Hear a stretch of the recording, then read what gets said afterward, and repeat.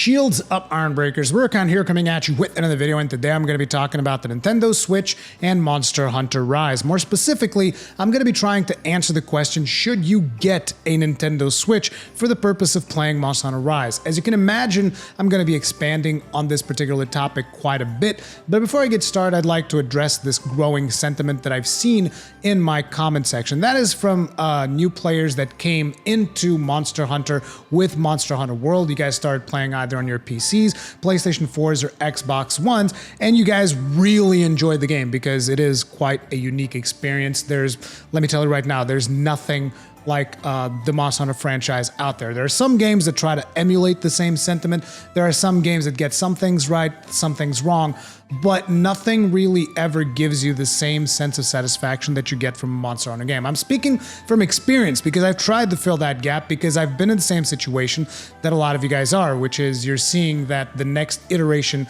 of Monster Hunter is going to be a Nintendo Switch exclusive, and you're like, why can't this come to my platform? Why is it going to that platform? Why is it not on my PlayStation? Why is it not on my Xbox or on my PC? And a lot of you are even hoping against hope that they're going to announce a port of Monster Hunter Rise for PC, PS4, or Xbox. And let me tell you right now that from experience, that is highly unlikely. I'm not saying that there's no way it can happen. I'm telling you that from what I've seen from Monster Hunter in the past, most likely it's not going to happen. And if you absolutely have to play Monster Hunter Rise, I wouldn't advise you to wait for the PC version or whatever, because if it ever does come to PC or PS4, I think that by that time you're already going to be looking at like Monster Hunter 6 or something along those lines. And again, I understand that feeling of frustration because I've been there, right? I told you guys that I started, when I started playing stuff on home consoles for real, was when I got my PlayStation 3, and I never got a Monster Hunter on the PlayStation 3, even though there was one. There was one that released on PlayStation 3, but before we talk about that, let's go back to the very beginning so that you guys understand the kind of like leaps that Monster Hunter has taken from platform to platform, and why you understand, and so that you guys can understand why I'm telling you the things that I'm telling you. So Monster Hunter initially began in PlayStation 2 with the original Monster Hunter. And then I believe they made Monster Hunter 2, which is also a PlayStation 2 title. And these were titles that were not super successful in the West. They had a niche following, a cult following, but they were not, you know, taking over gaming, not in any way that is even remotely comparable to the success that was Monster Hunter World. And then eventually they moved it over to PlayStation Portable. I don't remember what is the name of the first title that went on to the Portable. It's not particularly relevant. The point is they went from the home console PlayStation 2 to the PlayStation Portable. And as you guys know, handheld has a lot more success when it comes to Japan, which is the home territory of Monster Hunter. And when they ported that to the PlayStation Portable, that's when the game really just blew up in Japan. Now, in the West, it also saw a little bit more success. Again, nothing remotely comparable to Monster Hunter World, but it did see some more success in the PlayStation Portable, and people were like, okay, so this is where this series is going to go from here. We're probably going to be seeing a handheld series moving forward. And there were a bunch of handheld titles on the PlayStation Portable, and eventually there was even one that made it onto the PlayStation 3, which was Monster Hunter Portable 3rd. There was like an HD version that came to PlayStation 3, but we never really saw that one in the West. Hell, we never even saw Monster Hunter Portable 3rd in the West at all. There was like a fan translation that you would be able to get if your maybe if your PlayStation Portable was hacked, or if you're playing using an emulation service. But there was never really an officially localized version of Monster Hunter Portable 3rd. However, eventually Capcom took the title from the PlayStation Portable, and they took a chance on a different platform, and that was the Wii. There were a lot of rumors as to why it went from PlayStation to the Wii, and I remember that at the time I did a ton of research on this because I was super passionate about Monster Hunter, and I was like, why did they move from PlayStation to the Wii, and is there a chance for them to come back to PlayStation? And one of the fan theories that I remember reading is it was because PlayStation didn't want it to take the costs for the servers or whatever, and Nintendo was like, yeah, sure, we'll pay for the servers, bring Monster Hunter on over. Again, this is a theory. I'm not confirming this. I read this in some message boards and stuff of people that they were saying like, this was the reason why they moved it over. I have no idea if that was it or not. But ultimately, we saw Monster Hunter Tri come out on the Wii. And then eventually, they came out with Monster Hunter 3 Ultimate, which came out on the Switch and on the Wii U. As a matter of fact, that's kind of like when I was able to get Hengist into Monster Hunter originally. We used to like do our work for TGN, and then we would play Monster Hunter 3 Ultimate on the Wii U, and we had a blast playing that game. That's when we started the Mighty Monster Hunters channel. That was so much fun. But yeah, so eventually when they came out with Monster Hunter 4 Ultimate, because we never got Monster Hunter 4 in the West, we would just get like the Ultimate version. Me and Hengist were like, well, I mean, for sure, they're going to release it on the Wii U as well, right? I mean, they're not going to make the mistake of just releasing it on the 3DS. Yeah, about that. And you're talking about the same family of platforms. You're talking about the 3DS and the Wii U, and Capcom's like, no, this one is just for the 3DS. Generations, same thing, only on the 3DS. And then eventually Generations Ultimate, which we got on the Switch, this came out after Monster Hunter World, was on the Switch. It never even came to the 3DS on the West, never even came to the Wii U on the West. The Wii U was just like dumpstered completely and utterly. So as you can see, the series has a well-documented history of jumping from platform to platform. But having said that, what is going on right now, particularly this is substantiated by Gaijin Hunter, who is one of the most knowledgeable people when it comes to talking about Monster Hunter. There are currently 2 teams at Capcom developing Monster Hunter. There's the A team, which were the guys that worked on Monster Hunter World, which is like the main series. And there's like the B team that works on offshoot stuff, kind of like Generations and Generations Ultimate.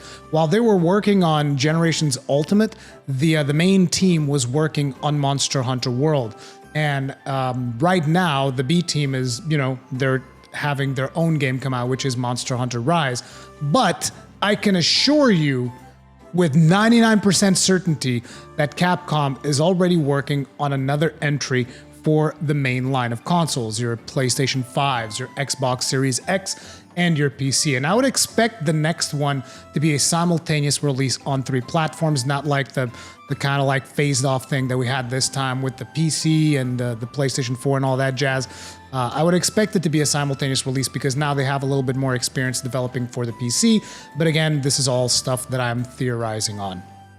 And I haven't even touched upon the Nintendo Switch just yet, but basically knowing this story will allow you to be informed on like where the Monster Hunter has been and what is the likelihood that the Monster Hunter Rise version of the game is going to see a port for PC or any other platforms. And let me tell you, in my opinion, again, 99% certainty, that's my opinion, that this is not going to be coming to any other platform. Most likely it's going to be a Switch exclusive because Capcom likes to really hunker down and take advantage of specific platforms as opposed to developing for, oh, let's put it on the Switch and on PS4 and on all of these other. They're probably not going to do that, which is why I also think that the next Monster Hunter that releases most likely will also not work on PlayStation 4, will most likely be aimed specifically to the PlayStation 5, Xbox Series X, and all of that jazz. Now, if you're already planning, like if your mind is already made up and you're going to get a Nintendo Switch, first things first, I would advise you not to run out and get a Switch right now. Do not get a Switch right now because we're reasonably close to Black Friday, and there's probably going to be some deep discounts, some bundles, something that you'll probably be able to take advantage of either on Black Friday or on Cyber Monday. Now, I'm not telling you to go out there into the wilderness and with the pandemic and stuff. Yeah, dude, go out there to the stores to do the Black Friday. I'm sure that stores will come up with like some kind of online incentive, some deep discounts and stuff like that. So first things first, if you absolutely want to get a Nintendo Switch as fast as possible, I would still wait for Black Friday. That would be your best bet. And second, if you're someone that wouldn't mind splurging a little bit more, you might want to hold off until we're a little bit closer to Monster Hunter Rise, because there has been a lot of rumors about the potential of a Switch Pro, a Switch that would do like 4K upscaling or something like that. Basically, an upgraded version of the Switch. So if you're someone that wouldn't mind blowing like $400, which I would assume that if there's a Switch Pro, it's going to be more expensive than the other Switch. If you're someone that doesn't mind blowing 400 bones on maybe a more powerful Switch, and again, this is all speculation. I don't know if there's going to be a Switch Pro. There's been a lot of rumors. Nintendo has repeatedly stated we're not working on a Switch Pro, but then again, if they tell you that they're working on a Switch Pro, they're shooting themselves in the foot because people are not going to buy the current Switch if they know that there's a more powerful one coming down the line. So they're also not necessarily incentivized to let you know whether or not they're working on new hardware. So again, my advice, if you want to get one and you want to get one as cheap as possible and as fast as possible, Black Friday. If you want to get one and you want to see if you can get a more powerful one, then wait until we're closer to Monster Hunter Rise, because, you know, there's more games to play on the Switch, but if you're mostly getting it for Rise, like if you haven't gotten it up until this point, then I would imagine that there's not a lot of games that you really care about on the Switch besides Monster Hunter Rise, so you can afford to wait until like it's coming out on 26th of March, so you can afford to wait until the start of March before you start looking for one. And at that point, maybe we'll know more about the potential of a Switch Pro or not. And now, if you are going to be getting one, you might be thinking to yourself, okay, Rurikhan, so is there any games that you would advise me to get, like for the Nintendo Switch right now? Are there any games that you think are really good? Is the console even worth getting? And let me start by disclosing something. The Nintendo Switch that I have was provided to me by Nintendo, so you might think that I'm a little bit biased because of that. Here's what I told Nintendo at the time. I said, because they were talking about the possibility of sending some Switches out to some content creators in Portugal. And I specifically told them, look, I'm going to get one whether you give me one or not. Like I told them, I just need to know if you're going to give me one, that's fine. If you're not going to give me one, I'm going to buy it anyway. So I told them I was going to buy one. Now, if you think that I'm biased, that's completely up to you. And if you don't want to believe my opinion, then don't believe my opinion. I honestly don't care. But I do want to disclose everything in regards to all of that stuff. So now that that is out of the way, here's a couple of really good games that I personally loved on the Switch. Naturally, Generations Ultimate, pretty much a no-brainer. If you've played Monster Hunter, then you know about Generations Ultimate. I've told you guys about Generations Ultimate. It's a fantastic title. It's a lot more old school, does not have a lot of the quality of life stuff that you've seen in Monster Hunter World. So, you know, if you're thinking about picking it up, just remember, don't expect the Monster Hunter World-like experience. It's going to be very different. It's going to be harder for you to get into it, but it's very much worth it. Then again, you also have Breath of the Wild, which in my opinion is like the best open world game that I've played in the last like 10 years or so, because every single open world game has the friggin' Ubisoft formula of like climb up to a tower, see all the things. Blah, blah, blah. There's also climbing up to towers on Breath of the Wild, but it feels more organic because you kind of like see things in the distance and you mark points and then they show up on your map and then you go there and you have adventures along the way. It's just like Breath of the Wild was, as a lot of people have said, a breath of fresh air, and it's not exaggerated. It's a really good game. I know that a lot of people didn't like it, but personally, I love that it's my favorite Zelda that I've ever played. Then there's also Xenoblade 1 and 2, which are like my favorite JRPGs. Xenoblade, I'm super fan. I wish we had Xenoblade Chronicles X on the Switch, but the developers already said that it's very hard to port that over to the Switch, which is weird because it's running on the friggin' Wii U. So it's like, I don't get it. But, you know, you get Xenoblade 1 and 2, which are just friggin' phenomenal.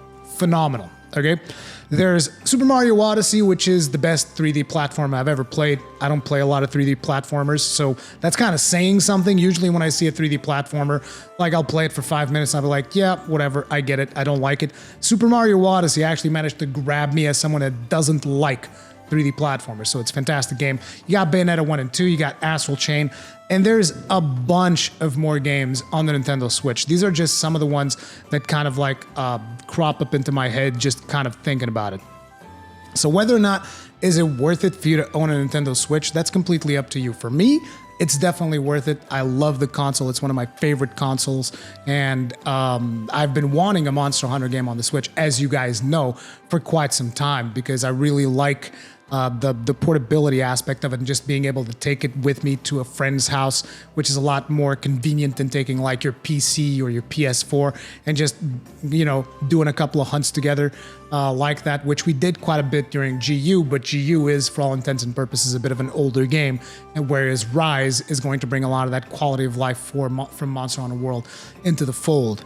And let me tell you right now, because I know that at this point, this is the same thing that I ended up doing back when I didn't have access to all the different platforms that Monster Hunter was in. I know that right now a lot of people are going to be trying to look for a replacement, you know, a game that kind of fills that same gap that Monster Hunter World does. And let me tell you, from my experience, and I've tried a lot of hunting games, from my experience, no game ever came close to Monster Hunter. When it comes to that specific experience of hunting for monsters, crafting loot, all of that stuff, no game ever came anywhere close to Monster Hunter. The one that I would, the one that even like instantly pops up that I thought was an exceptional game because they did their own thing was Soul Sacrifice. And as a matter of fact, they even did one thing way better than Monster Hunter, and that is story. The story in Soul Sacrifice, like, amazing game. But Soul Sacrifice was a Vita exclusive. So Soul Sacrifice is kind of dead, which is really sad. Soul Sacrifice is still one of the best games I've ever played, but it's dead. And there doesn't appear to be any plans to bring in Soul Sacrifice back, no matter how many videos I make saying Soul Sacrifice needs a remaster. It's like nobody's listening. It's like I'm screaming into the void. But yeah, those are kind of like my thoughts. So should you get a Nintendo Switch for Monster Hunter Rise? Ultimately, it's like this. If you really liked Monster Hunter World, you're probably not going to get another game that gives you that same sense of satisfaction until the next Monster Hunter comes along, which is probably going to be, well, I don't know what they're going to call it, but it's going to be the Monster Hunter 6, which will be coming to PlayStation 5 and Xbox Series X and PC. And that's probably still a couple of years off. So now it's up to you whether or not that investment is worth it for Monster Hunter Rise, for you to, you know, be able to play it in 2021, and there's probably going to be a year's worth of support at least with events and stuff like that, I would imagine. So you'll probably be able to play it well into 2022. And you know, you kind of know what to expect if you've played World. And yeah, if that is something that you really feel like you need to play, then yeah, you should get a Nintendo Switch. If, however, you're someone that jumped into Monster Hunter World and you were like, yeah, I kind of liked it, then no, you don't have to get a Switch. But yeah, that's the video. Let me know what you guys think about this in the comment section down below. Thank you all very much for watching. If you enjoyed it, hit the like button. If you did not enjoy it, hit the dislike button. Feedback is important. If you usually enjoy my content, subscribe, bell notification icon, all of that jazz. I'll see you guys in the next one. Stay strong, stay safe. Peace out.